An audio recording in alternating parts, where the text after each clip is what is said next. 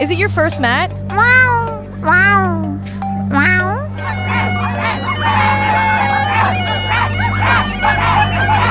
Very good. Beautiful. Drop it. Drop it.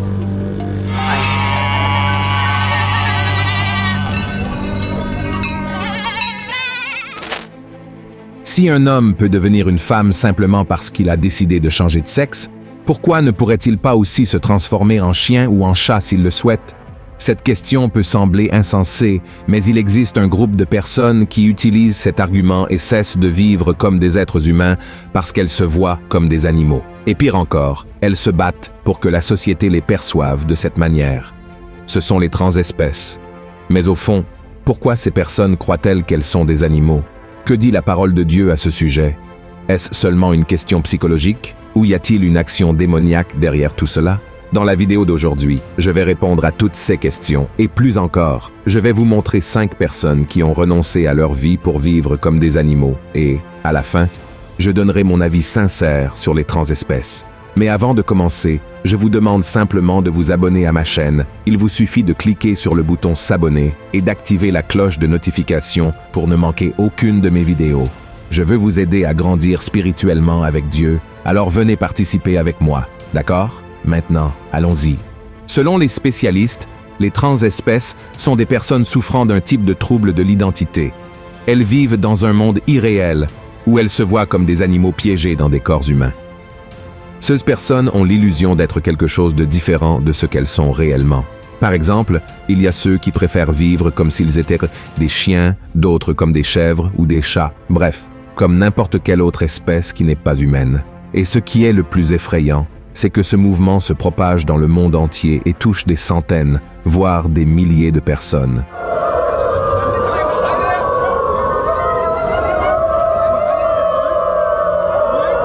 Il y a même des récits d'un homme qui croyait être un cerf et qui, vêtu comme tel, a été abattu par un chasseur alors qu'il marchait dans une forêt aux États-Unis et a failli perdre la vie.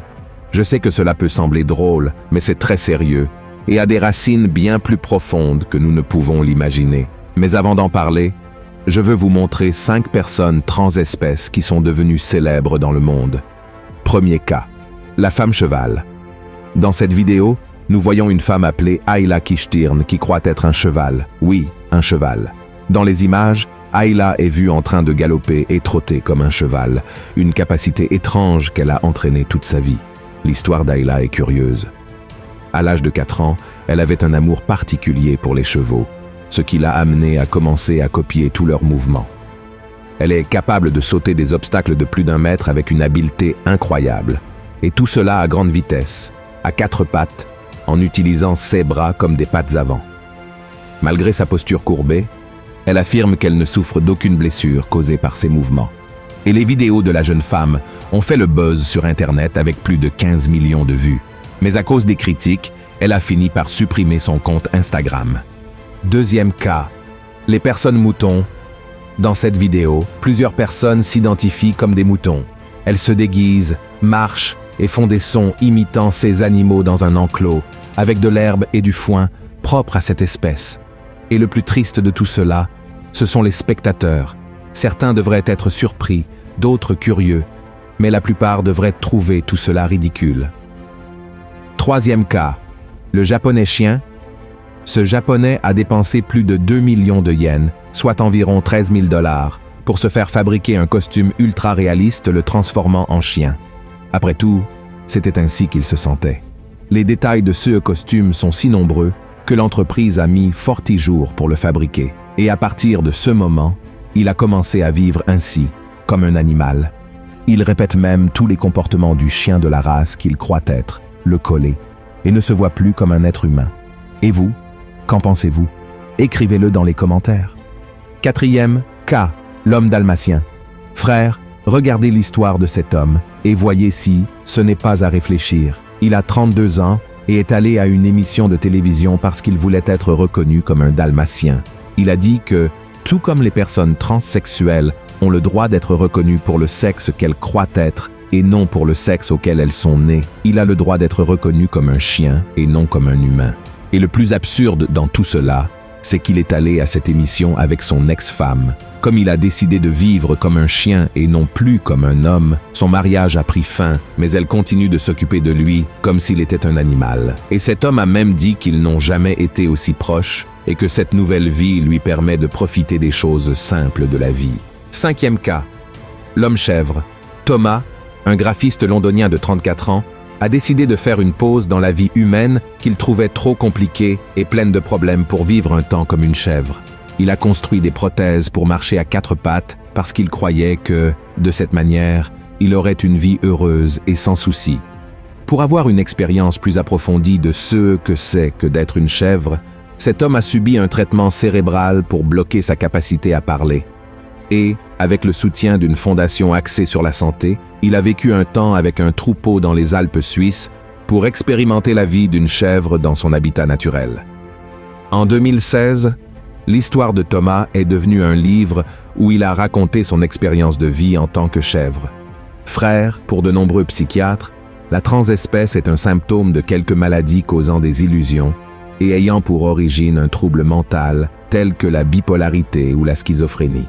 Mais, frère, sincèrement, je ne crois pas à cette affirmation, d'autant plus que les problèmes mentaux ont toujours existé dans l'humanité, mais il n'y a jamais eu de cas de personnes s'identifiant comme des animaux comme aujourd'hui. En réalité, la transespèce est le fruit de l'éloignement de Dieu. Plus l'être humain s'éloigne du Seigneur, plus il perd son identité, moins il sait qui il estimate.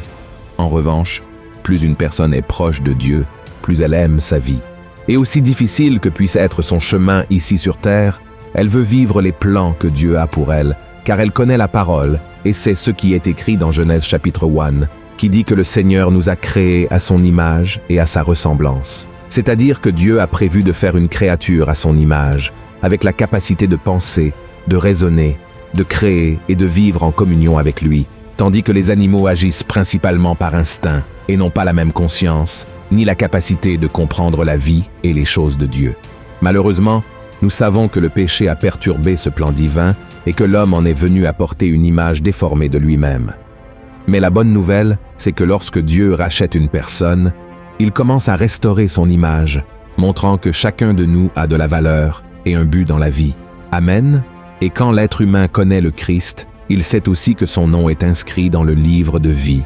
Mais, lorsqu'il ne le connaît pas et est loin de Jésus, il n'a aucune idée qu'il peut avoir le salut éternel, malgré son humanité faillible, et ainsi il finit par se cacher derrière une nature qui n'est pas la sienne. Frère, la grande vérité est que le monde régresse, s'enfonce dans le péché. Et lorsque nous analysons cela, nous voyons que les gens sont de plus en plus perdus au milieu de tant de confusion et de dépravation, comme cela se passait au temps de Noé, de Lot, et comme Jésus a dit que cela se passerait peu avant la fin des temps. De plus, l'apôtre Paul a dit dans Romains 1, verset 30, qu'à la fin des temps, les gens inventeraient de nouvelles façons de pécher, et la transespèce en est certainement une, car lorsque quelqu'un refuse d'accepter qu'il est un être humain pour dire qu'il est un animal, il nie qu'il est à l'image et à la ressemblance de Dieu. La grande vérité est que nous sommes tous confrontés à une bataille spirituelle, et je n'ai aucun doute que Satan influence ces personnes à croire qu'elles sont des animaux. Il profite du fait qu'elles ne connaissent pas Jésus, qui peut les libérer de toute condamnation et de tout mal, pour les humilier, les faisant s'égaler à des animaux et en même temps attaquer Dieu en diminuant sa création. Car le désir de Lucifer a toujours été d'être semblable à Dieu et il n'y est jamais parvenu, alors que le Seigneur a accordé cette grâce à l'être humain. C'est pourquoi l'ennemi a tant de haine contre nous et il fait tout pour nous attaquer et nous éloigner de la présence du Père. Vous voyez comme le diable est perfide. Alors, frères, Jésus revient et nous devons être attentifs à tous les signes.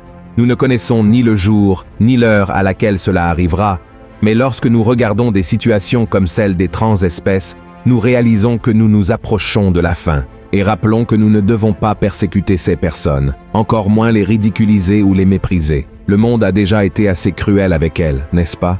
C'est pourquoi nous devons suivre l'exemple du Christ et faire ce qu'il ferait s'il était à notre place. Nous devons prier pour ces personnes, tendre la main pour qu'elles soient libérées de cet esclavage et trouvent en Christ leur véritable identité, celle de fils et filles de Dieu, car elles aussi méritent d'être sauvées et de passer l'éternité aux côtés du Père au paradis. Amen. Si vous avez aimé ce message, partagez-le avec vos amis et votre famille et abonnez-vous à ma chaîne. Je vous attends dans la prochaine vidéo. Que Dieu vous bénisse puissamment.